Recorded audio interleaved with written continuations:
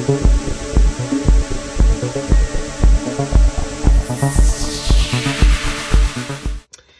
you guys, welcome back to Michael Clarida Arts. I am of course Michael Clarida. So today we're doing a really short video. Short, it's probably going to be about 10 minutes or so, roughly, that shows the process that I use whenever I put in color, traditionally using markers and color pencil. So as you see, I've already done the sketch work, I've done the inks. I didn't really go too heavy with the inks today just because you know, I wanted to really get in there and start coloring. And, you know, I didn't want to spend hours upon hours inking, and you actually can. And I just didn't want to do that. So what I'm doing right now is I'm just basically putting in some color flats. And color flats being, you know, the color of the piece that doesn't have any light or shadow on it. Now, this methodology can be used for the digital realm, traditional. I'm just showing you the way that I do it traditionally because I love drawing traditionally. It's one of my favorite things in the world to do. And that's kind of where I got my start, you know, doing traditional illustration and, you know, using traditional tools. So, what am I doing? I'm using, first of all, I'm using Copic markers on Bristol board. I use Bristol board because it's really hardy. I don't know what pound this is.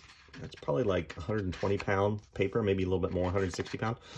And it doesn't allow the markers to soak through, and it's got a really smooth surface. Here's the challenge with having a really smooth surface is whenever you start putting in, hold on, I'm trying to get a nice gray hue, nice gray value, a little warm gray.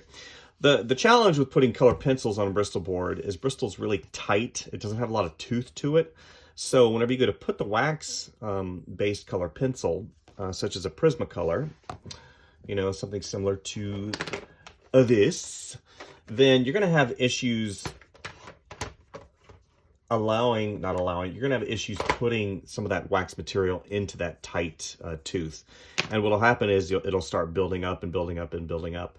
And even your color erase pencils, something like this, I believe has a wax base as well, you know, with the pigment inside of that wax, and you put it on, and then whenever you start to go to try to put more color on top of it, you start having more and more issues. Issues being the paper just won't accept any more pigment, and that, my friends, is a problemo.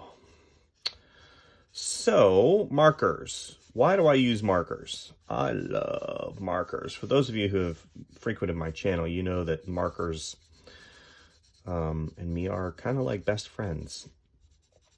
And the reason for that is, number one, you can use them, again, as kind of a putting in your base color, and then you can layer on top of it. And alcohol markers are really cool because you basically can layer the pigment on top of each other, and it ends up having a really cool effect. And whenever you wrap it up with color pencils, that's when you start getting some really great effects with the markers. Now, which marker do I prefer? I prefer Copic. And that's, you know, I think that's kind of the standard answer for a professional, because Copic markers are really good. They've been around quite a while. They, you know, you can get them in specific color matches, you know, and they're alcohol based, and they last quite a while. But the problem with Copic markers, and I think this is pretty much the standard answer, is the fact that they are so expensive. I mean, whenever you're paying $10 a marker, you want that marker to last forever. And it's like they don't. You know, you may get 3 to 4 illustrations out of a Copic marker, depending on how heavily you use it. And honestly, you know, I've gotten to the point where I've started looking for alternatives for the Copic markers. Prisma pencil or Prismacolors are pretty good. You know, these are about $5 to $7. You know, but I haven't found that perfect substitute for Copic markers yet. What I do like about the Prismas is you can get them with the brush tip, or you can get them without the brush tip, and that's pretty sweet. Right now, as you see, I'm using the broad, which is terrible. Broad, you know, the broad tip doesn't work very well. It does have a sharp end that I can go in and do some stuff, but, you know, whenever I'm trying to cover a large swath of area, it doesn't really work very well. You know, I used to have, gosh, what was it? I might even still have them. Oh, here we go. So these markers right here, Faber-Castell artist pens, are really awesome. And it's a brush, which is even more awesome. And these are fantastic, and you can get a broad stroke, which is really cool. And of course, I'm going to give you a problem with that. And there's a problem with that. There's always a problem, right? Yeah, there's a problem with that. The problem with that is these are hard to find. And I've gone online and I've looked for them in a couple of areas, and either they were too expensive, you know, they were like $13 a piece, or they didn't have them. So I've kind of relegated, or not given up. I've been like, oh, well, blasted. So I've kind of tried to make things work. Why am I not doing this? Right? Why am I not doing that? I'm not doing that because I have to think of form being height, width, and depth. And I'm trying to basically go in and put in some simple little texture lines and shadows and some modeling of this character using the marker in such a way that adds to the form. You see that I'm kind of trying to go along with the roundness of the form. And as you see, this broad tip marker is sucking. But, you know, in the context of the illustration, I think it eventually, you know, like I said, these alcohol-based markers are very forgiving. And even though you're putting down pigment in a permanent way, and you can't really go back and change it, with the alcohol, it'll basically dry, the alcohol dry, and then whenever you go to put another alcohol marker on it, hue, whatever value, tone, then it will blend very nicely. So as you see, I'm not doing this for the most part. I'm going in and I'm trying to model things in such a way that it gives it that roundness. Why did I choose Dr. Jekyll and Mr. Hyde? Well, I've always had an affinity for this story because, believe it or not, in my early stages of existence, I had a terrible temper. I think it probably was just the hormones and the amount of testosterone that was in my body as I grew, because I grew really fast in middle school.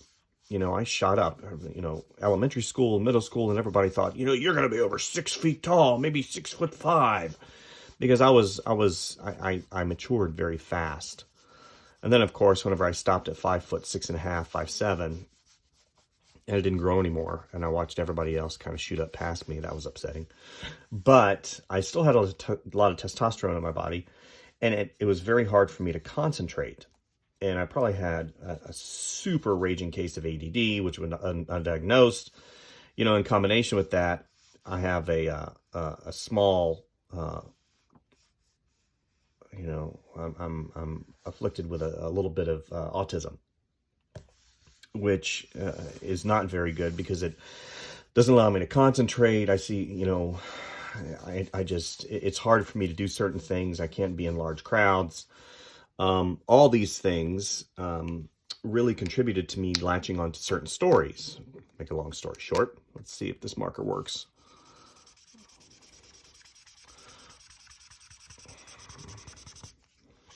Not very well. And the story of Dr. Jekyll and Mr. Hyde, him having a dual personality, that other person or a rage monster inside of him, I identified with, because there would be moments that I could not facilitate, you know, people asking me questions, or whenever I was in class, I had a horrible time concentrating and getting along with others, because, you know, whenever sound would enter my ears were so sensitive, I couldn't handle it. It was like cognitive overload.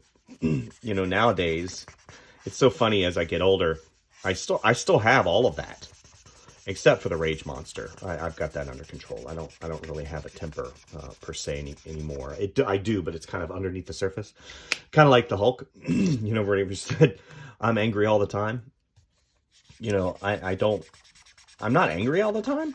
I'm a very pleasant, happy person, but there's always that underlying moment when you realize that there is that guy inside, you know, that Hyde. And just like the Hulk, you know, if the conditions are right and you don't recognize the conditions, there is a possibility that the Hulk could come out, just like, you know, this particular person. Excuse me. And also, you know, as I get older, my, you know, the allergies have changed. And so, you know, taking certain medications actually amplify certain aspects of not only the autism, but also, you know, the temper and the rage monster and stuff. So, long story short, that's why I chose this, because I identify with it. Okay.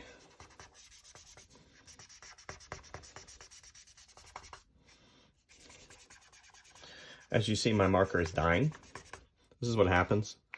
Now, these have a lot of ink in them, but the problem is, once you've used them, it's very hard to get rid of a 10, you know, a $5, $7, $10 marker. Actually, these aren't too bad. $6 a piece. That's really good. So let's see if I have any more, which I don't, not of that value. Okay. No. A while back, I had purchased a huge box of these, of value markers. They were 30 to 70% markers. And it was awesome. See, this one's dead too. See, this is what happens when you draw a lot. Anyway, I purchased a huge box of these, and I still have some of them. This was like 10 years ago I did that.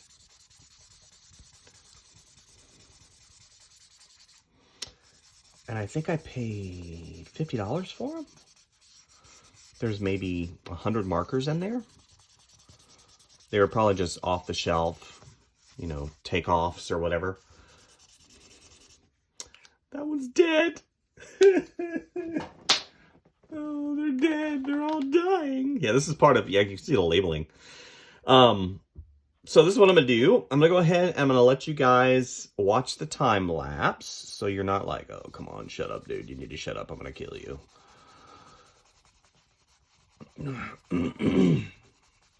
Just be quiet.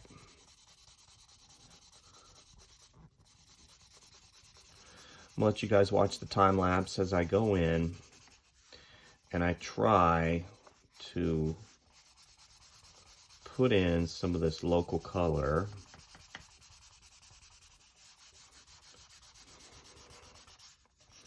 As my markers are dying. Some of them are dying. You see what I talked about. You know, whenever you sit there and do that, you get these lines, which if you don't angle them correctly, actually kind of work against you. So how you get rid of that, if you've done this, is you just go in the opposite direction, or you go diagonally to what you've done, and then it will basically get rid of some of those hash lines, the hatch lines.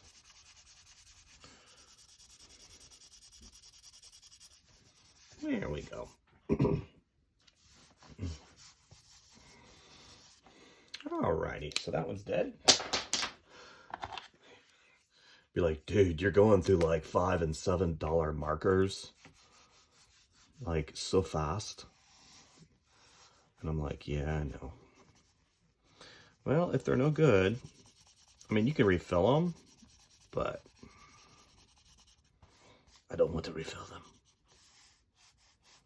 I want them to work forever.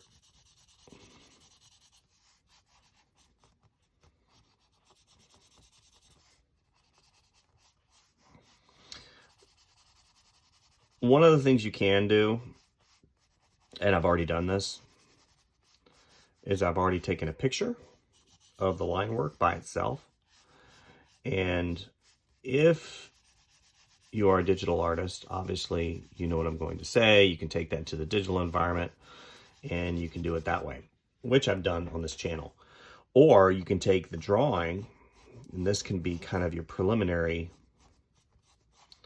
way you do things. And after you get done, you know, putting on all your color and all your values and stuff, you can drag it into a digital environment and you can dress it, you know. So what I'm doing now is I'm just going back over and reestablishing some of the shadows, because you can see the lighter value here and the darker value here. And I can actually go back over again, which is really cool. And here, I'll show you something else, which is really cool.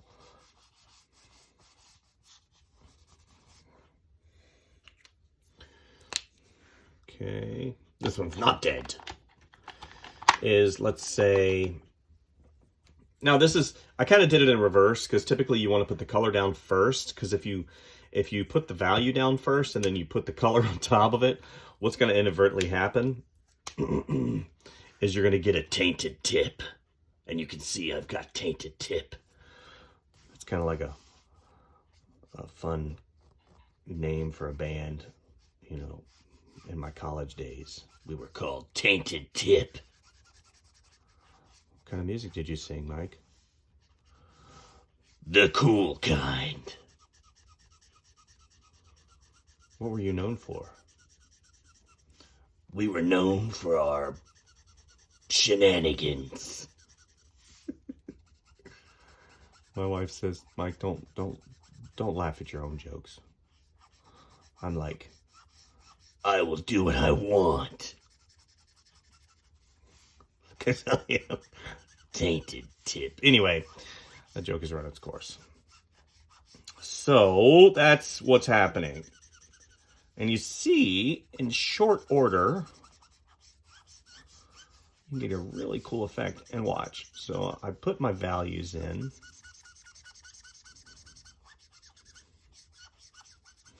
That sound right there?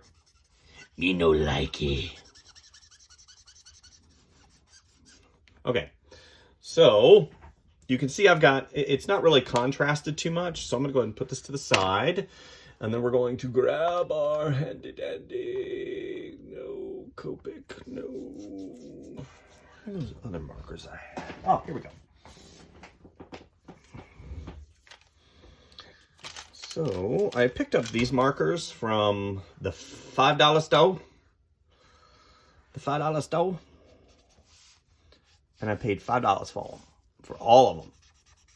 And they work pretty good. Look at that, dude. $5 for all of them.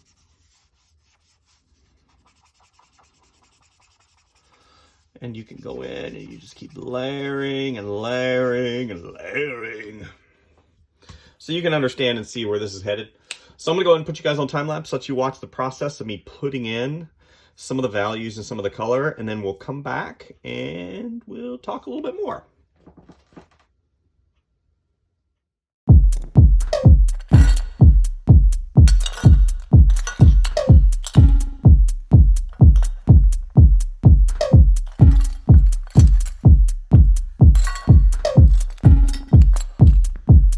Samurai sword on my back.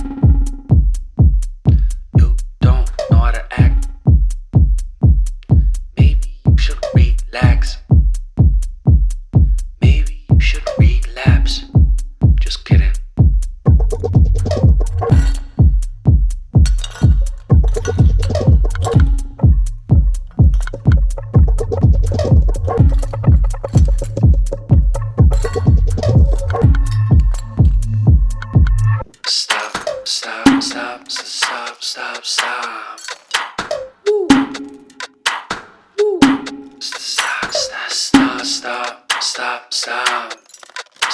stop, stop, stop, stop. Stop, stop, stop, stop, stop, stop. Stop, stop, stop.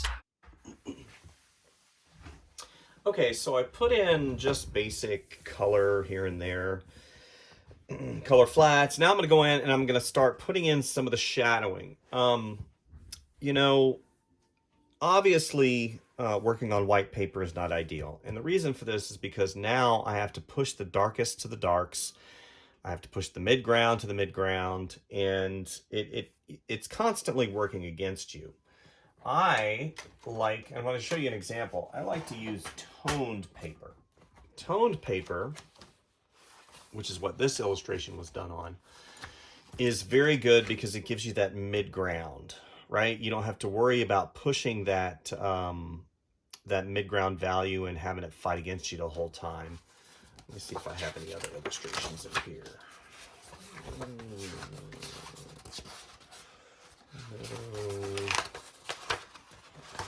No, just some red line work.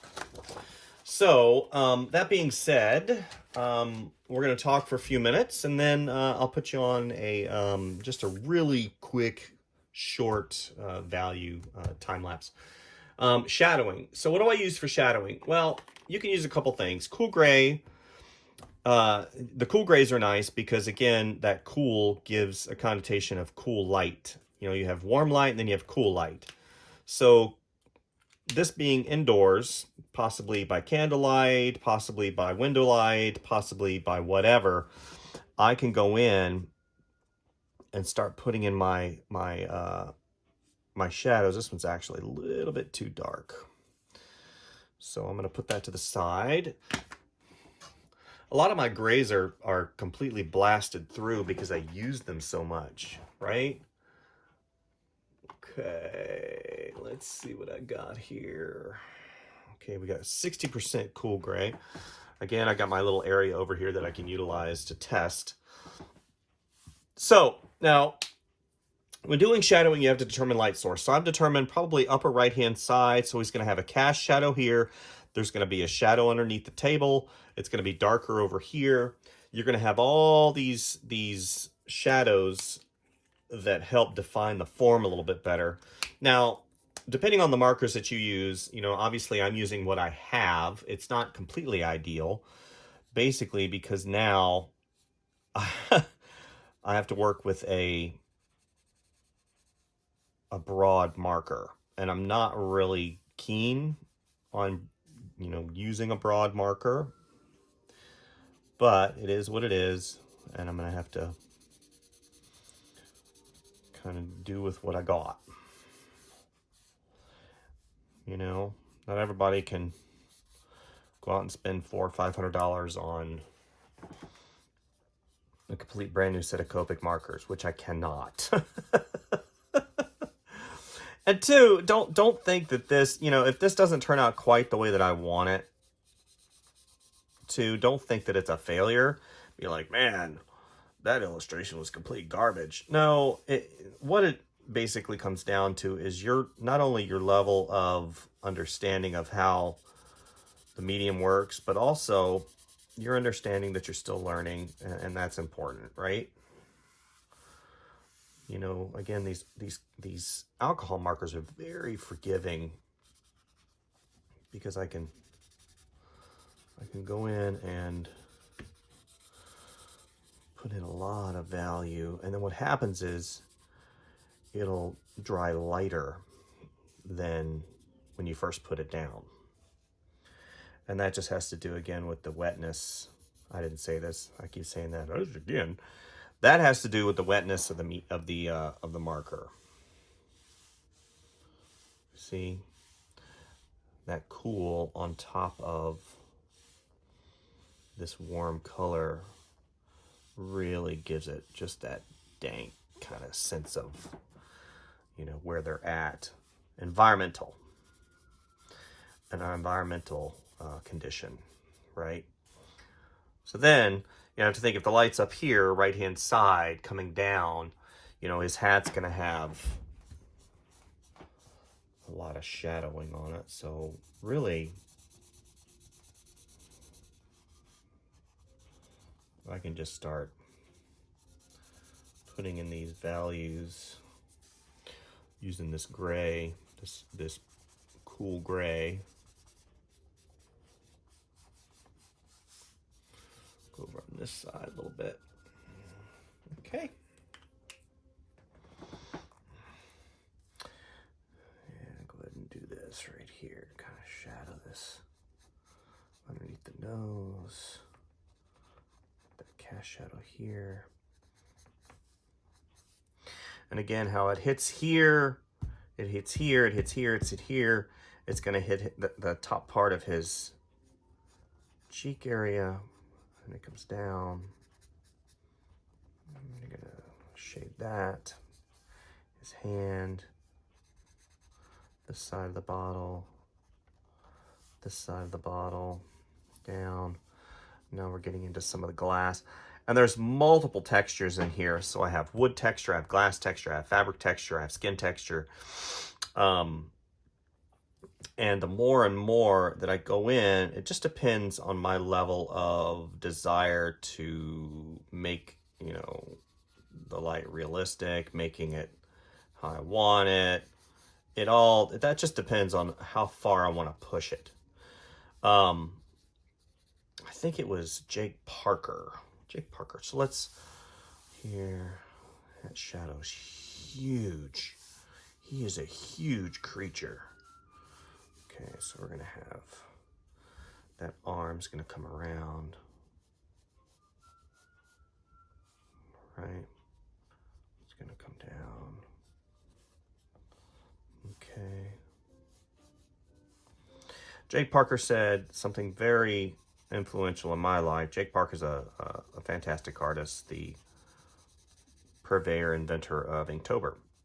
And he made a video, which he makes lots of videos, but he's not quote unquote a YouTuber. He's an illustrator, content creator, just a all around interesting individual. And very wise when it comes to, you know, business and illustration. And he said something that really I latched onto as an artist and illustrator, content creator. And he said, finished, not perfect. You know, I think we beat ourselves up so much. Even this shadow's wrong. We beat ourselves up so much when it comes to these drawings that eventually it ceases to become fun. And, you know, that is something that I can't stand, right? One of the reasons why I got into doing this is to have fun. So whenever I get stressed out, whenever I start, you know, kind of freaking out about certain things that aren't going my way, maybe my computer is messing up, I have to remind myself that this is fun. Now, there are moments, obviously, and conditions. Yeah, this thing's gonna, shadow's hard, so let's just go ahead and do just a general. You know, whatever it is in your life. Maybe, you know, you're having a health issue. And all those things are super important, right? I had a boss a while back said, if it's money, it's not really a problem because money is a simple solution. Money can fix it. Well, I'm like, well, that's great, Mr. Millionaire. You know, and he always said, don't worry about it. It's just money. We'll make more. And then whenever you take his perspective, then yeah, you just make more money. If it's a health problem, then suddenly things are a little bit different. You don't have the ability to fix it with one solution, right? And, you know, the whole thing of having fun with art, you know, stressing about art and drawing and all that, I think it just depends on the individual. You know, you can stress about something, can screw up your day, or you know, you can let it go and be a better man, better lady, let it go and then move on. But have fun. You know, drawing is supposed to be fun, especially these types of drawings. These exploratory drawings, that are supposed to be part of, your learning process. I taught at the school, the local college, for a semester. And one of the things I always said was, great artists are never made in the classroom. They're made in the studio by yourself, your exploration, you're pushing yourself, becoming a better person, becoming a better artist. And that's kind of been my go-to line. So what you see I'm doing is I'm going around and I'm just reestablishing, and, not doing a great job of it. And I say that because, again, with traditional media, there's a lot of planning that needs to go on. If you're not painting, if you're, and you can't go back and do things, but you can go and you can manipulate things in this environment. As you see what I'm doing right now, I'm going back and I'm kind of reestablishing some of these wood grain. And what's nice about these markers is that it blends in, and you keep layering upon layer upon layer upon layer, and it soaks in. Now, eventually it becomes a gray, muddy mess. So obviously watch what you're doing. But what's really cool, I'm going to show you guys here in a second before I put you on the next time lapse. Okay, so let's go ahead and do this really quick. So this right here, you're like, what is that? This is, let's see if we can't go, okay, so this is the Koh-i-Noor dry marker. You see that really? You see there? Dry marker. Now watch. So this is an area that I want to kind of mess around with. Let's go ahead and angle the light up a little bit better so you can see what I'm doing here. Let's go ahead and get this out of the shot. Okay. It acts as kind of like an overlay. You see that? Overlay in digital environment is a color that overlays another color and it mixes with the underlying color. Now, if you were to go ahead and switch just the color in the digital environment, it would completely change everything underneath, and it would only rely upon the value. You would have the value underneath, and then you would have the color on top, and it would completely change the color, whereas overlay takes into account that bottom color. And it's so killer. Look at that. It intermixes with it. Now watch. So I take, where's that? Oh, I think they're down here. Okay.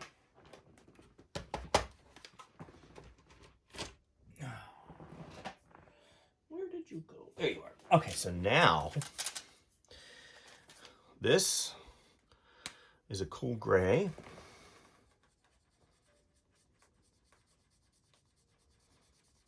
And look what it does. It pulls the dry marker material and it makes it look almost fluorescent.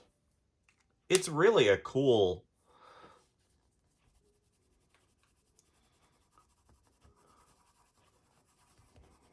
have that. You can get some really cool effects here. Pretty cool. Okay, then we'll come back here. Again, you can have some rim lighting on the bottom. Pretty sweet, huh? Yeah. Alrighty.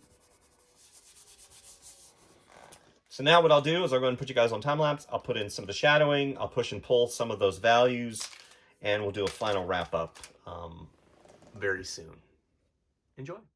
Stop, stop, stop, stop, stop, stop, stop, stop, stop, stop.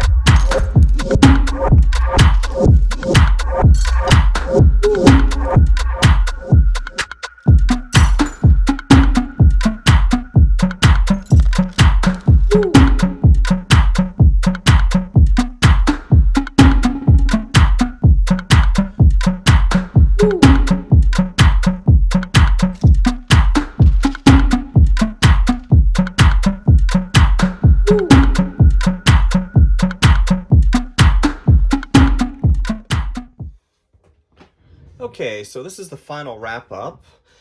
I went and, I didn't go as deep as I would have liked. But what I'm going to do now, just here in the next couple of seconds here as I wrap up this particular drawing, I'm going to go ahead and do some reestablishing of some brush work, brush lines, just to make him pop a little bit more, I think that's needed in some of these areas.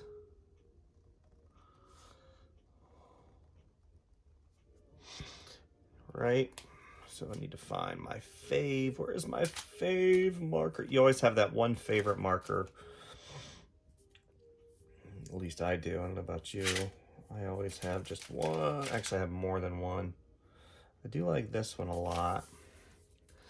But I think this one smears. Yeah, this one's probably dead anyway. Got a collection of dead markers over here on my right-hand side that I will have to retire. Yeah, this is a really good one right here. And again, just, reestablishing some of these lines to help bring him forward, help not allow him to go so far into the background element. Now, I can't outline the entire character in white, but I'm not going to do that. Yeah, so like this one right here needs to be reestablished a little bit better. So, and that back. Yeah, that back needs some help. Needs to be pretty wide right here. Yeah, there we go.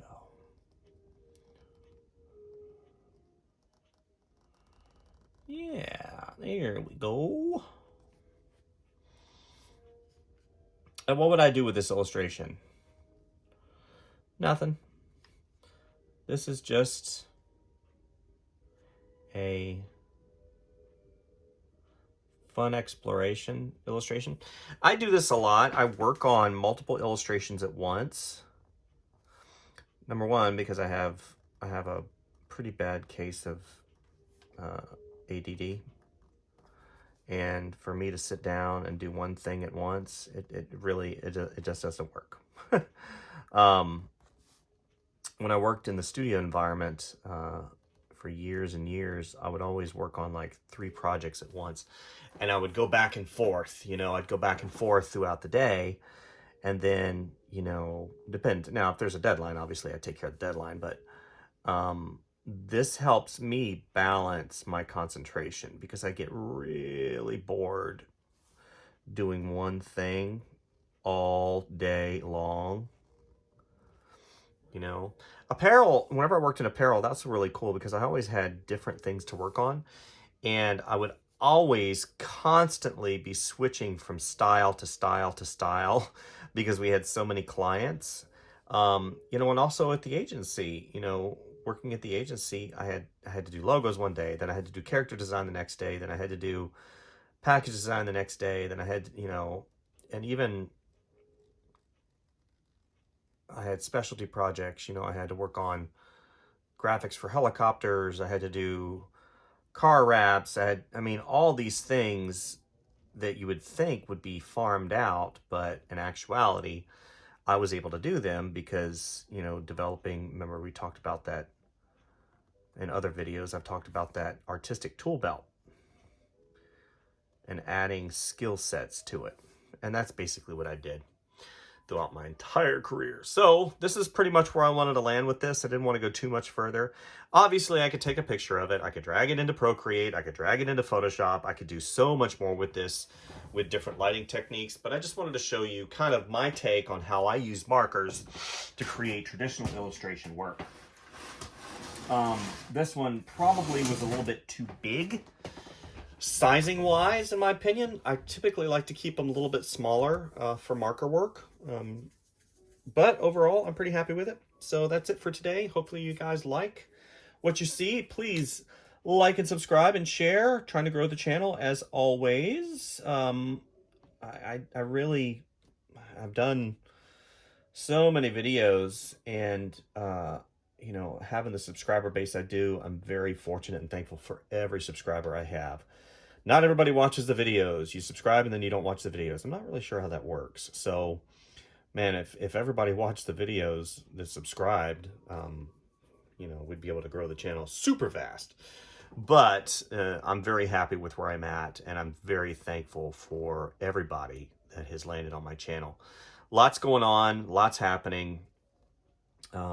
You know, more tutorials coming out. I'm doing part 3 of my illustration process in Photoshop, and I'm just about done with that one. And after that, we're going to move into possibly doing some ZBrush stuff. So I've had a couple people do specific character requests and character types and stuff, and keep those coming, definitely.